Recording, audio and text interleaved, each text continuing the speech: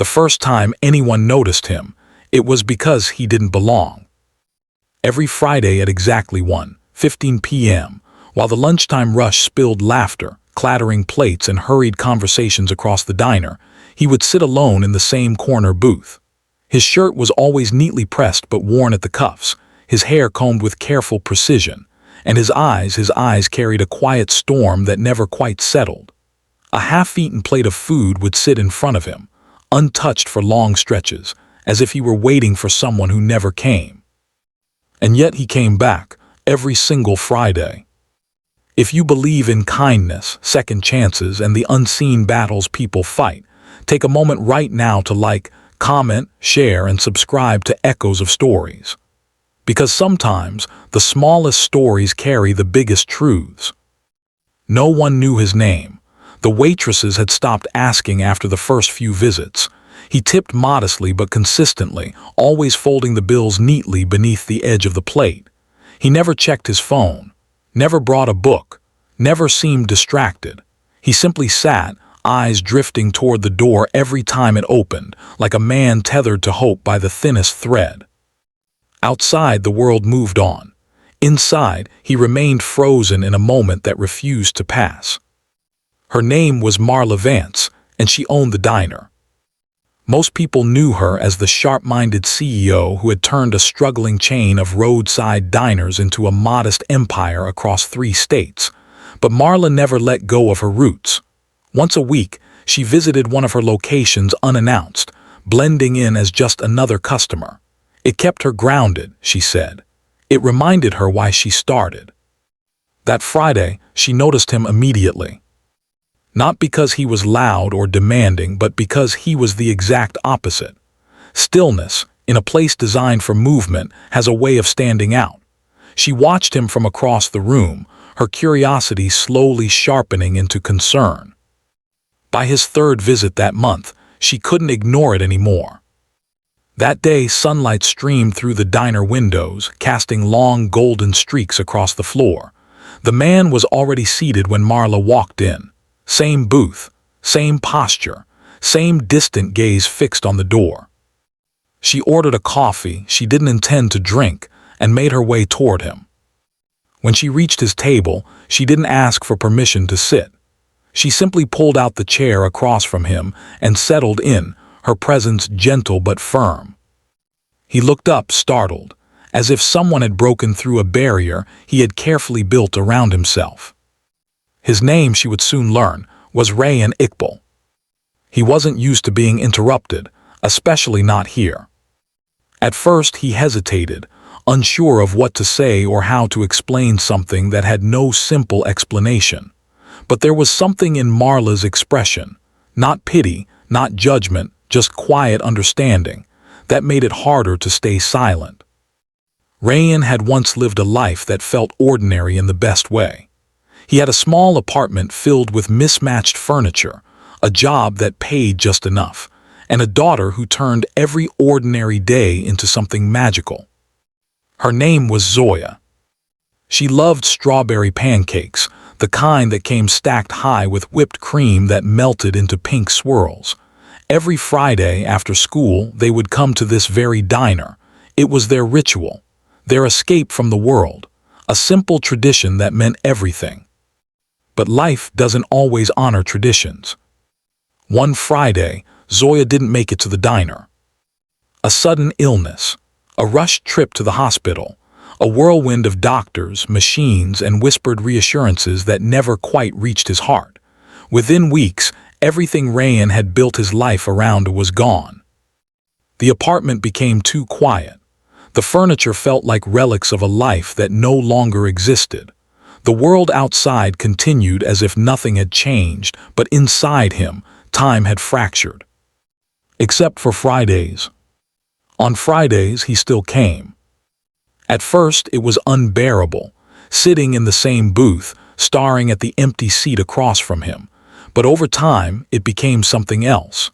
A fragile connection to the only part of his life that had ever truly mattered. He ordered her favorite pancakes every week, even though he rarely touched them. It wasn't about the food, it was about remembering.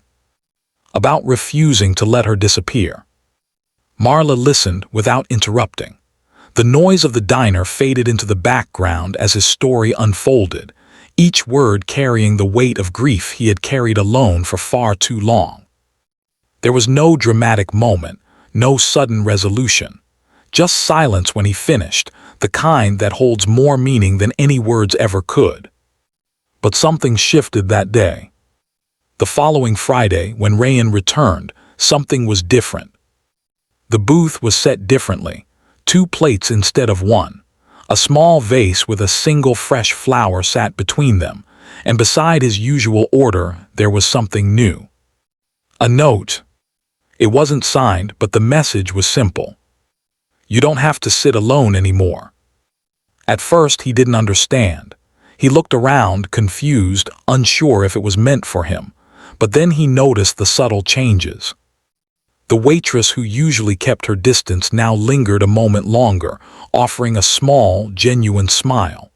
A couple seated nearby nodded at him, not out of curiosity but recognition, as if they knew something about him now, as if he mattered. Because Marla had made sure they did.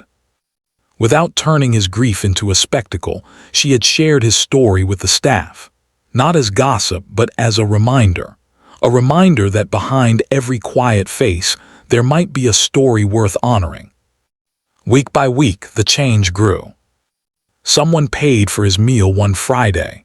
Another week, a child left a crayon drawing on his table, a stick figure holding hands with another under a bright yellow sun. He didn't know who it was from, but he kept it. For the first time in months, Rayan didn't feel invisible. And then came the Friday that changed everything. It started like any other, same booth, same time, same order. But this time, when the door opened, someone walked in who didn't belong to the routine. A little girl no older than 8 stood hesitantly near the entrance. Her clothes were simple, her hair slightly messy, and her eyes carried a familiar kind of sadness. She was with a social worker. Marla was there too, watching quietly from a distance.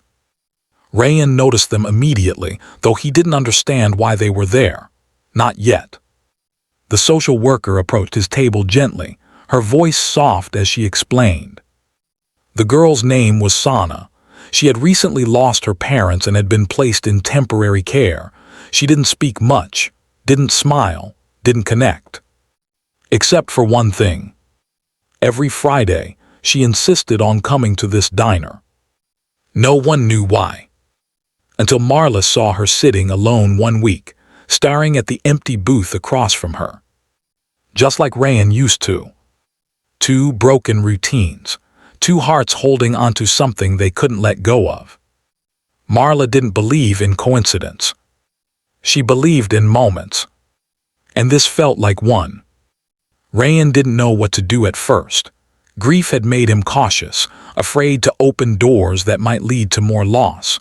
But when he looked at Sana, really looked, he saw something that felt achingly familiar. Not just sadness. Loneliness. The kind that doesn't fade with time, only learns how to hide. Slowly, hesitantly, he gestured to the empty seat across from him. She didn't move at first. But then, step by step, she walked over and sat down. No words were exchanged, none were needed. For the first time in a long time, the seat across from Rayan wasn't empty. And for the first time since Zoya, he didn't feel like he was waiting for someone who would never come. Because maybe, just maybe, he wasn't waiting anymore. Maybe he was beginning again. The weeks that followed didn't transform everything overnight. Healing never works that way. There were still quiet moments, still heavy silences, still days when the past felt too close. But there were also new things. Shared meals. Small smiles. A laugh that surprised them both. And slowly, the diner stopped being a place of loss and started becoming something else. A place of connection. A place where 2 broken stories began to weave into something stronger. Marla watched it all unfold with quiet satisfaction. She never took credit, never inserted herself into their story again, because she understood something most people forget. Sometimes all it takes to change a life is to ask one simple question, and to care about the answer. If this story touched your heart even a little, take a moment to like, share, and comment. Your support helps keep stories like this alive. And before we reach the end, I have a small request for you. Write in the comments, kindness still exists. Because it does, in quiet diners, in small gestures, in people who choose to care when they don't have to. 1 year later, on a bright Friday afternoon, the same booth was filled again. But this time, it wasn't just Rayan. Sana sat across from him, her laughter filling the space that once held silence. A plate of strawberry pancakes sat between them, no longer untouched. And for the first time in a long time, Rayan wasn't looking at the door. He didn't need to. Because what he had been waiting for had already arrived.